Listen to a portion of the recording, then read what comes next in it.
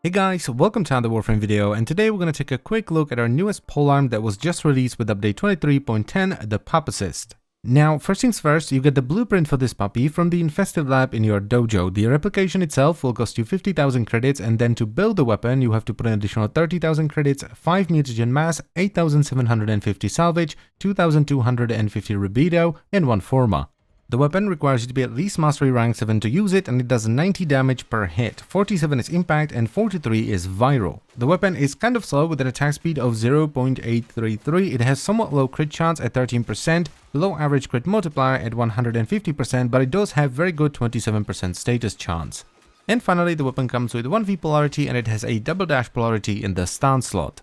Now, the setup I ended up running on the Pupacyst is a gas viral sort of windmill-y type setup that requires 3 Forma where you add 2 Vs and a dash. The stance on this setup doesn't really matter because we're not going to go into full melee mode, we're just going to use the quick attack, so we just slap on Shimmering Blight because it matches the polarity, and we're going to follow that up with Prime Pressure Point for damage, Prime Fury for attack speed, and then we have a free utility slot where I decided to put Primed Reach for some extra range, but if you don't want the range, you can put in Healing Return for some healing, Shattering Impact for armor stripping, or just more damage. Next up, we have Condition Overload, so we get more damage as we proc status on the enemy, Drifting Contact for some combo duration and status chance, and then I decided to go with Weeping Wounds. And I did this mostly because the status chance, even with 2 dual stat mods and Drifting Contact, was only around 70-ish%, whereas with Weeping Wounds I can get it to 100 very quickly. And I topped it all off with Prime Fever Strike and Volcanic Edge for gas damage.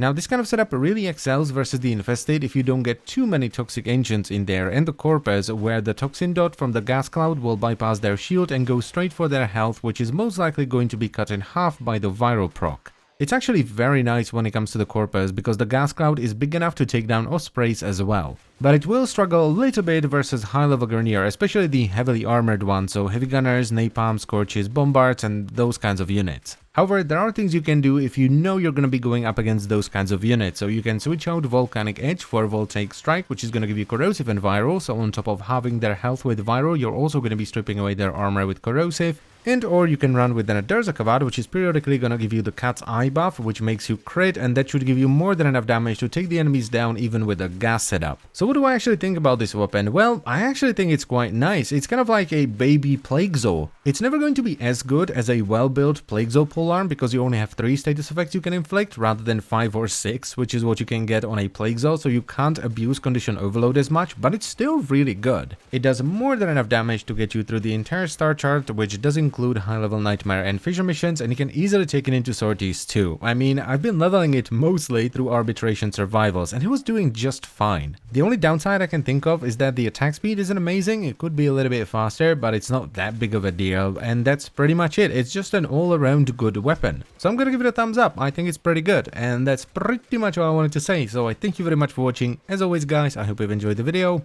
and I will see you next time. Bye bye.